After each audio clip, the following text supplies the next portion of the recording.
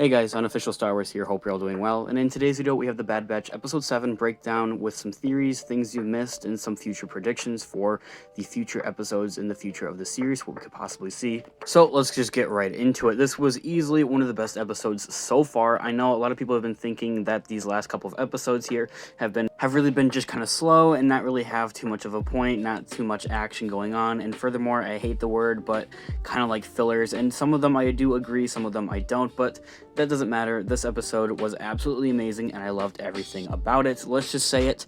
It was really awesome to see Rex once again back on the screen. Once again, what he was up to see him with the Bad Batch once again here was really awesome. Also, it's pretty cool to see that we kind of had a little time jump here as well. It looks like a couple of days, anywhere from a couple of days to about a week here. So we kind of get some more progression here with Wrecker's inhibitor chip here.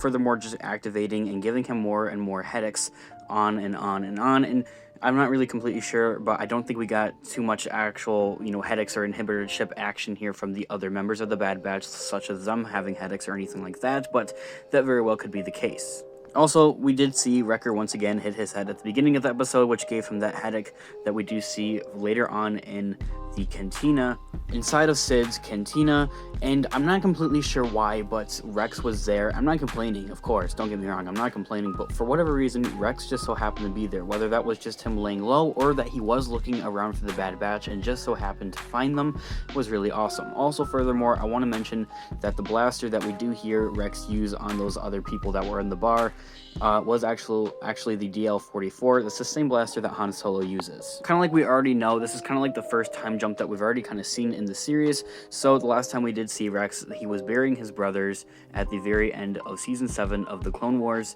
and from there on, he's just been laying low, so not much time has really passed too much with him, and not much has been really going on for him. But actually what we can gander from that is that he is working with the Martinez sisters, who are probably also furthermore working with Ahsoka, so this just furthers our chances of possibly, hopefully seeing Ahsoka sometime by the end of the season, sometime throughout the season, or even hopefully maybe in future seasons of the show as well, which I would absolutely love to see. So to kind of confirm, at the very end of the last episode, episode 6, the Martinez sisters do pull up a hologram, and that hologram was actually Rex. So that's kind of, I guess, how Rex was able to track them down and, see how they're doing, I guess. Now, this was a pretty cool moment, I guess, here between Rex and Omega, and furthers our chances of her possibly being Force sensitive, or that she's just really smart. But she was able to tell that he's one of the earlier type of clones that were made earlier on in the earlier times of Kamino and using the clones. He was one of the first few clone troopers to actually be made, which she was able to tell. It was pretty cool.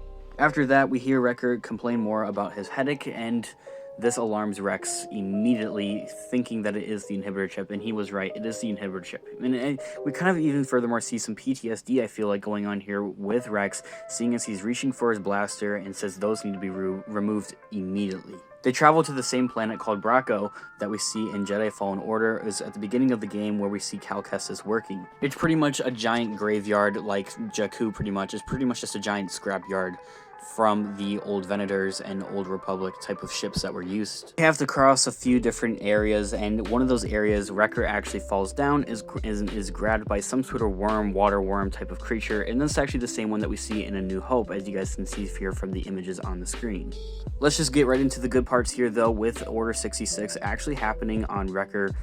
Wow, that was pretty crazy. I have to admit, guys, I'm going to be completely honest with you guys. I've heard it time and time before with the previous episodes. People will be like, oh, it's so dark. Oh, it's so scary. Oh, this is not for kids. But wow, this episode here is not for kids, guys. I mean, those other episodes, they could pass by kids, honestly. I really don't care. I think that they would be fine. They're not that scary. They're not that dark.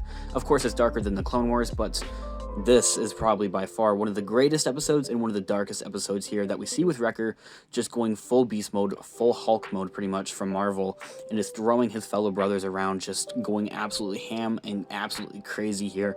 And he furthermore goes on to pull out his blaster on Omega before getting stunned here by Rex. And I gotta be completely honest with you guys, I have to agree with some of the other, fellow Star Wars people out there in the community, that a lot of people felt really bad for Omega when she was about to get shot by Wrecker. Of course, throughout pretty much this whole entire series, they have been building up this relationship between Wrecker and Omega, and we're finally seeing it, what has been really building up to, and this emotional moment that people have been expecting, and it did happen, which was really awesome. But I have to admit, I felt really bad for Omega when she thought she was going to die. I mean, it just kind of shows us that we do actually like her. We don't think she's annoying. We think that she's really important and that she is a cool character. It was a crazy scene. I love the action. Of course, I've loved all the different action scenes, like the hand-to-hand combat and all the other different kind of action scenes, but more in particular, the hand-to-hand combat type of scenes that we've been seeing throughout the series have been absolutely insane.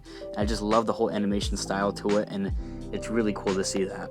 After getting stunned by Rex, they take out the inhibitor chip, and then they do the same exact thing for the rest of them. Echo, Tech, and Hunter all have their inhibitor chips removed. Now, there's one thing I'm a little curious about. We did see, Tech's head kind of got shaved down on the side that they removed it off of, so I'm kind of curious to see if Wrecker's head got shaved as well. I didn't really notice anything, however. Aside from that, it's a really awesome episode, and I have some theories and predictions here for you guys. Thanks so much for waiting to the end and watching till the end. Thank you so much if you're still watching. Now, of course, we see Rex here reflect towards his helmet on what his whole past and whole life has really been about, and him working with the Rebel Alliance and the New Republic, I guess. And it leads into some theories and some speculations here, some predictions here. I hope we are able to see him in some future episodes. I feel like this type of random emotional scene, I guess, here, we'll hopefully be able to see Rex in future shows. Maybe the Ahsoka show would be really awesome, or even the Book of Boba Fett I think would be really cool as well. And if not that, we're definitely hopefully going to see him throughout some more episodes here in the series. And you guys know I'm a huge Lego nerd, and I've been dying to get a brand new, Rex minifigure.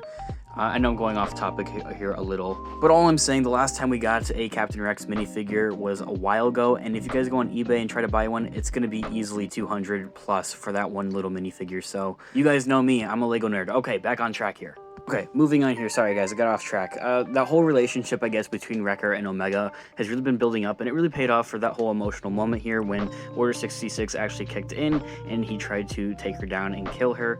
Was pretty awesome, pretty cool to see. I love that they actually had that build up to something, and furthermore, it was really cool to see that emotional moment after the whole scenario, after getting his chip out and removed, that he said that he was sorry and that he did try to resist the whole order here, much like we saw Rex do in Season 7 of the Clone Wars. After Rex leaves and we see him say his final goodbyes to Hunter, it furthermore kind of opened up the whole gateway to hopefully possibly seeing Rex once again in the Bad Batch series, like I had mentioned before, and we see a mysterious figure zoom out on the whole crew of them, and seeing that they have made up their mind and are not working with the Empire. So that whole Scrapyard Guild, it's really cool, first of all, to see different guilds throughout the different galaxies here, or throughout the galaxy rather, I should say, much like the Mandalorian Guild and the Bounty Hunter Guild. There is a Scrapyard Guild, which is kind of cool. But for whatever reason, they're working with the Empire and are notifying the Empire furthermore. So in this next episode, I'm going to be expecting to see a little bit of Crosshair action, as we haven't seen him in like the last couple of episodes, like last 3 episodes, I want to say now. So I'm going to be guessing here that we're going to be seeing a little more action here with Crosshair in the coming episodes. And one last thought here before I let you guys go. I do kind of wish, I was really hoping, throughout the whole fight scene there with Wrecker, and I know, guys, this is going to kind of sound insane here or kind of crazy. I was kind of low-key hoping that Wrecker would be shot down for whatever reason. They weren't able to control him, not able to stun him, and they had to kill him and shoot him. And that would furthermore lead on, I think, to the whole idea of Rex joining the Bad Batch, which would be pretty cool to see, quite honestly. Yes, I know, I guess you guys are thinking I'm crazy, but I think that would be a really cool idea, and it would make sense here because of what we saw happen with Crosshair. Crosshair had turned and joined the Empire, and then Omega came along and had joined the Bad Batch, pretty much taking his place in the Bad Batch. So if we saw Wrecker get shot and have to die, it's more than likely presumable to see that Rex would kind of take his place again, kind of within the group of the Bad Batch. Aside from all of that, that's my final thoughts, theories, and predictions here on what we're hopefully going to see throughout the rest of these episodes in the series. Amazing episode, absolutely loved it. Cannot wait for next week, guys. Of course, guys, I want to hear your thoughts and opinions on all of this down in the comment section down below, so do be sure you let me know what you guys thought about it, some of your predictions and theories as well. Leave a like on the video if you did enjoy it, and check out our Instagram on Official Star Wars for more Star Wars related content. And until next time, I'll catch you guys in the next one. Peace out.